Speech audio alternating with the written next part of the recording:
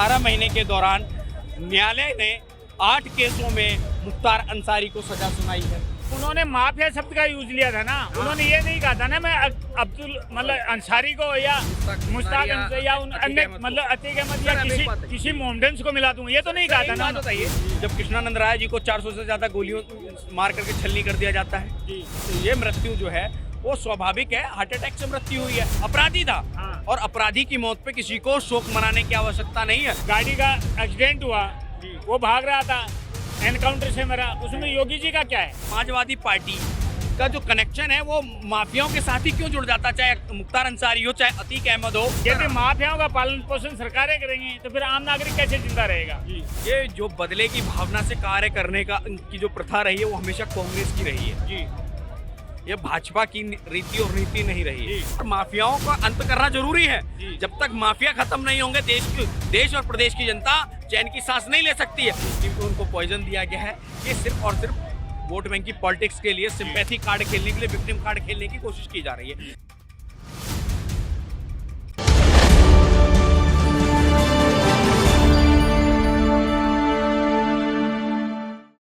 नमस्कार दर्शकों, आपने देखना चालू कर दिया द न्यूज़ 15 और मैं हूं आपके साथ सक्षम तिवारी। बात करें पिछली रात की, तो पिछली रात कुछ ऐसा हुआ जिसने किसी ने भी सोचा नहीं था। वो स्टेटमेंट अगर हम याद करें मुख्यमंत्री योगी आदित्यनाथ का कि माफियाओं की बात करते हैं तो माफियाओं को मिट्टी में मिला देंगे। और कल जिस हिसाब से खबर आई कि मुख्तार अंसारी को हार्ट अटैक आया, उसके बाद लगातार खबरें आ रही थी कि उनको जहर दे दिया गया। और उसके बाद अब हम यहाँ पर लोगों से हम राय पूछेंगे कि जिस हिसाब से यहाँ पर लोग खुशी मना रहे हैं, कल मुख्तार अंसारी की डेथ के बाद लोगों ने पटाखे फोड़े, लोगों ने खुशी जाहिर करी। और अगर बात करें कृष्णानंद राय के परिवार की, तो उन्होंने कृष्णानंद राय के परिवार ने कहा कि आज हमें बहुत ही हम बहुत सुख का एहसास लेना चाहते हैं। और आज उन्होंने बनारस में काशी विश्वनाथ में दर्शन भी करे। तो हमारे साथ यहाँ काफ़ी लोग मौजूद हैं, उनसे बातचीत करेंगे। जी भैया, जिस हिसाब से मुख्तार अंसारी की डेथ हुई और उसके बाद लगातार पटाखे फोड़े जा रहे हैं, लगातार खुशी का माहौल है हर जगह, और कहीं ना कहीं जो विपक्ष है वो आरोप भी लगा रहा है, कह रहा है कि ये अगर इस प्रकार से लोगों की हत्या कर दी जाएंगी जेल के अंदर तो न्यायपालिका पर भरोसा उठ जाएगा। क्या कहना चाहते हैं? देखिए, विपक्ष के पास कोई मुद्दा नहीं है तो उन्हें ध्रुवीकरण करना है, मुस्लिम वोट बैंक की पॉलिटिक्स करनी है, तुष्टीकरण की राजनीति करनी है, तो उन्हें विधवा विलाप करना उनका बनता है, पहली चीज। दूसरा, 1 साल 6 महीने यानी कि 18 महीने के दौरान न्यायालय ने 8 केसों में मुख्तार अंसारी को सजा सुनाई है जी। ठीक है जी, तो वो सजा याफ्ता था। तीसरा, क्या वो अच्छा था जब कृष्णानंद राय जी को 400 से ज्यादा गोलियों मार करके छलनी कर दिया जाता है जी। जब कोई अपराधी अपराध की दुनिया में आता है तो उसको संरक्षण देने वाली पार्टियों ने ही तो आज उसका विरोध कर रही हैं। और पहली चीज, ये मृत्यु जो है वो स्वाभाविक है, हार्ट अटैक से मृत्यु हुई है, इसमें विधवा विलाप करने की जरूरत नहीं है। मगर चुनावी माहौल है तो जितनी भी विपक्षी पार्टियां हैं उन्हें ऐसा लगता है कि उन्हें एक अलादीन का चिराग हाथ लग गया है मुख्तार अंसारी की मौत के रूप में, जिसे हम रगड़ेंगे तो मुस्लिम वोट उनकी पाले में चले जाएंगे। तो ये ऐसा नहीं है। देश, गाजीपुर की जनता हो गई, मऊ की जनता हो गई, आज वहां पर तो पटाखे फोड़ रहे हैं क्योंकि वो दुर्गांत अपराधी था। और अपराधी की मौत पे किसी को शोक मनाने की आवश्यकता नहीं है। उसने देश के लिए कोई कुर्बानी नहीं दी है। वो अपने कर्मों की सजा भुगत रहा था जेल में। स्वतंत्रता सेनानी नहीं था। स्वतंत्रता सेनानी उसके दादाजी थे, उसके नाना जी ब्रिगेडियर थे, उनको महावीर रत्न चक्र मिला हुआ है, आर्मी का सबसे बड़ा सम्मान। तो जिसका सम्मान होना चाहिए उसका सम्मान, उसके चाचा लगते हैं हामिद अंसारी जी, जो ये कहते हैं कि 2 बार देश के उपराष्ट्रपति रह गए, उसके बाद भी जब पद से हट जाते हैं तो उन्हें भारत में डर लगने लग जाता है। तो ऐसे इन लोगों के लिए क्या सांत्वनाएं ही दे सकते हैं कि जो गया सो गया। अच्छा, एक वीडियो काफी तेजी से कल से वायरल हो रहा है योगी आदित्यनाथ का, और लोग बड़ा उसको रिट्वीट कर रहे हैं, योगी जी को धन्यवाद कर रहे हैं कि उन्होंने कहा था, एक वीडियो सदन में चला था कि माफियाओं की बात करते हैं और माफियाओं के साथ में हाथ में मिला के चलते हैं, और मैं इसी सदन में कह रहा हूँ कि ये माफियाओं को मिट्टी में मिला दूंगा।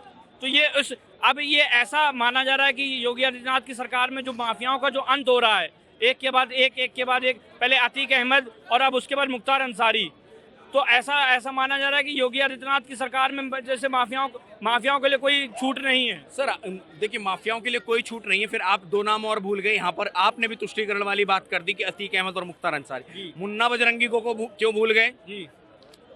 विकास दुबे को क्यों भूल गए?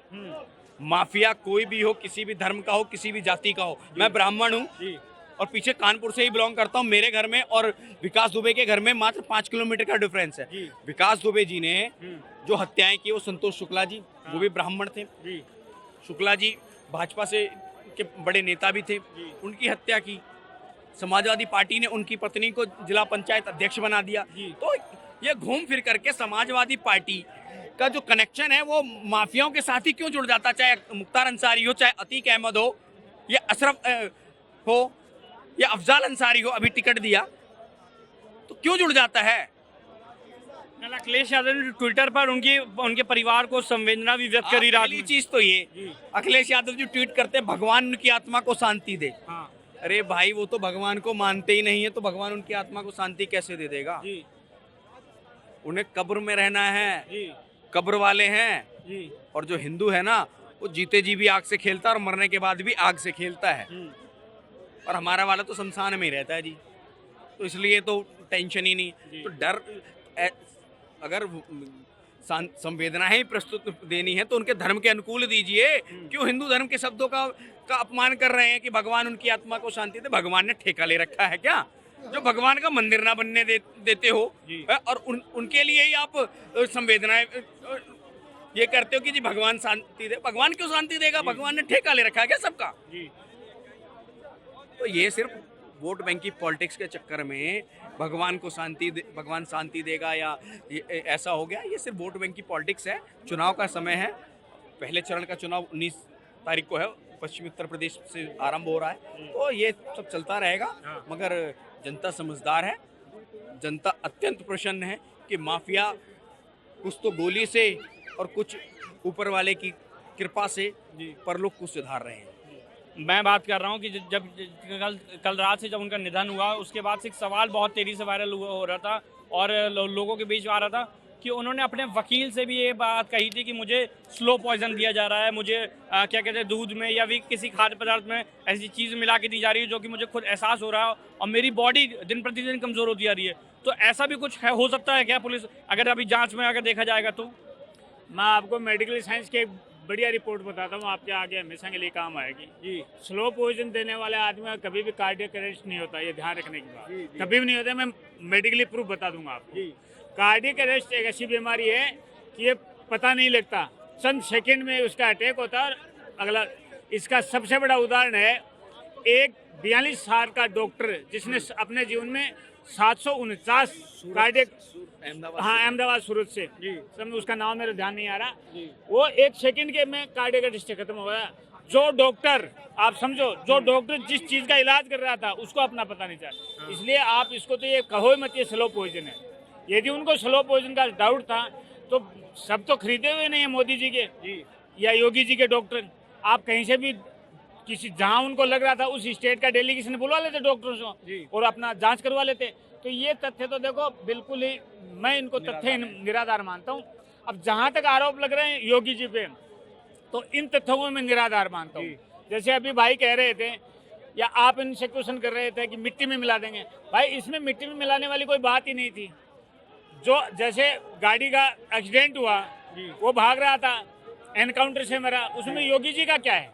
आप किसी पे गोली चलाओगे, पुलिस वाला आप पे थाली मतलब आत्मरक्षा पे हथियार चलाएगा ना, वो फूलमाला लेके नहीं आएगा आपके पास। कहीं ना कहीं जब योगी जी और जब सदन में ये बात चल रही थी, अखिलेश यादव और योगी जी के सामने बहस हो रही थी, तो योगी जी ने काउंटर करते हुए कहा था कि एक तरफ आप माफियाओं से हाथ मिलाते हैं और दूसरी तरफ आप माफिया और क्या कहते हैं जीरो टॉलरेंस पर सवाल उठाते हैं। तो जीरो टॉलरेंस पर सवाल उठाने पर उन्होंने कहा था कि मैं इसी सदन से चैलेंज कर रहा हूं कि मैं माफियाओं को मिट्टी में मिलाने का काम करूंगा। पर उन्होंने माफिया शब्द का यूज लिया था ना। उन्होंने ये नहीं कहा था ना मैं अब्दुल मतलब अंसारी को या मुश्ताक या अन्य मतलब अतीक अहमद या किसी मोहम्मदन को मिला दूंगा, ये तो नहीं कहा था ना उन्होंने। माफिया देखो, माफिया किसी का सगा नहीं होता, वो किसी भी धर्म को मानता हो, किसी पंथ को मानता हो, किसी जाति का हो, किसी का भी हो, माफिया का धर्म माफिया होता है, आप ये समझो। इसलिए आपको उस बयान से आप ये क्यों मानते हो कि वो मोदी से खिलाफ है?